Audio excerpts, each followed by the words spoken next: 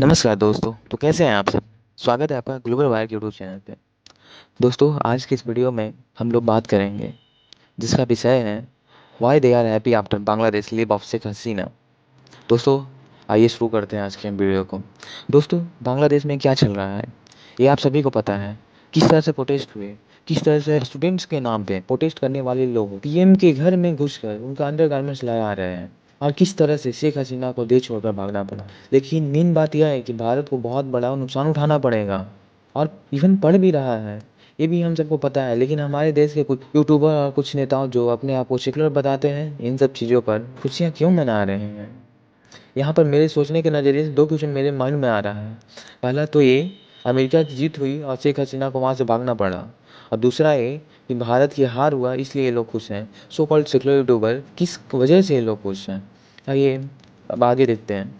अब हम लोग सोचेंगे कि अमेरिका का जीत मतलब यह है कि यूएस चाहता था बांग्लादेश और म्यांमार को तोड़कर एक अलग देश बनाना, जिसमें यूएस क्रिश्चियन को बसाना चाहता था। लेकिन इसके लिए शेख हसीना ने अपने देश को टुकड़े करने से साफ साफ मना कर दिया था, और कुछ दिन बाद ही इनको देश छोड़कर भागना पड़ा।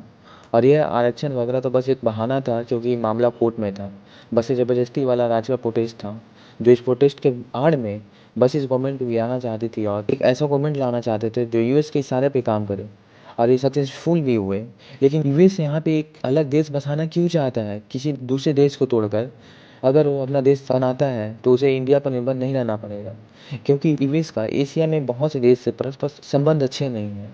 और इसका सबसे ज्वलंत उदाहरण है चाइना, क्योंकि चाइना को घेरने के लिए बहुत ज़्यादा यूएस को इंडिया पर निर्भर रहना पड़ता है, और हम सब इस वजह से जियो पॉलिटिक्स में बहुत ज़्यादा स्ट्रांग हैं। बस यही कारण है कि यूएस एशिया में अपना देश बसाकर यहाँ पर अपना दबदबा बनाना चाहता है।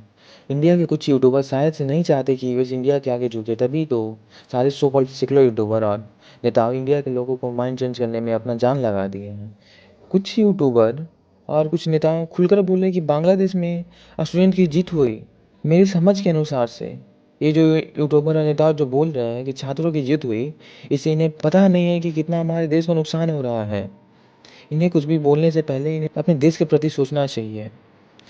ज़्यादा टाइम ना लेते हुए देखते हैं कि इससे इंडिया को कितना नुकसान हो रहा है और इनकी खुशी वर्थ भी है या नहीं। बांग्लादेश में पाकिस्तान का इंटरफेरेंस बढ़ रहा है, जिससे में पाकिस्तान के बाद बांग्लादेश से भी टेररिज्म का डर है। वहाँ के मंत्री के द्वारा बहुत से बेहुदा सा बयान आ रहा है कि हम कनेक्टिविटी बंद करवा देंगे नॉर्थ साइड से।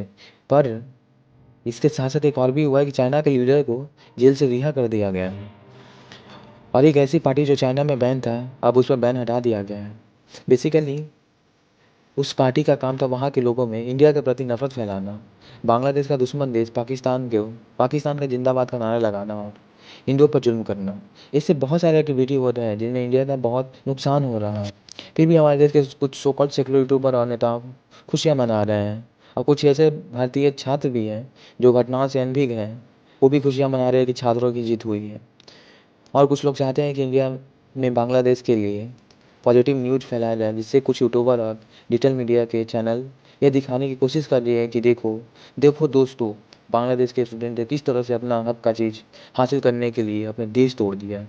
वैसे ही इंडिया में कर सकते हो करंट गवर्नमेंट के खिलाफ। ऐसा इन्होंने कोई भी सो कॉल्ड सेक्युलर यूट्यूबर या फिर कोई नेता ने खुलकर नहीं बोला, लेकिन उनका कहने का मतलब यही था। वो सिर्फ यही इशारा दे रहे थे आप करंट गवर्नमेंट के खिलाफ ऐसा कर सकते हैं।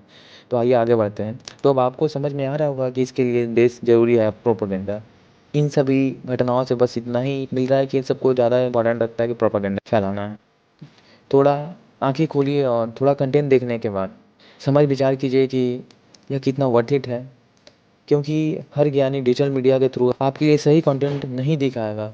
कुछ सही होगा लेकिन कुछ उसमें भी त्रुटि होगा, इसलिए आपको अपने खुद के समझ विकसित करना होगा इसके लिए। और मैं आपसे रिक्वेस्ट करता हूँ कि आप वैसे यूट्यूबर का कंटेंट देखें जो अपने देश हित को सर्वोपरि रखता है, ना कि देश के खिलाफ बोलने वाले को। ये बात सोचने वाली है। एक स्टेटमेंट है, देशभक्त एक बीमारी है। एक ऐसे यूट्यूबर का स्टेटमेंट है कि देशभक्त एक बीमारी है।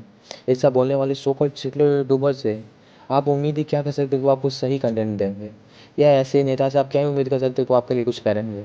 इन्हें क्या ही पता, देश हमारे लिए मंदिर जैसा है, इसलिए तो हम भारतीय इसे महात्मा कहते हैं।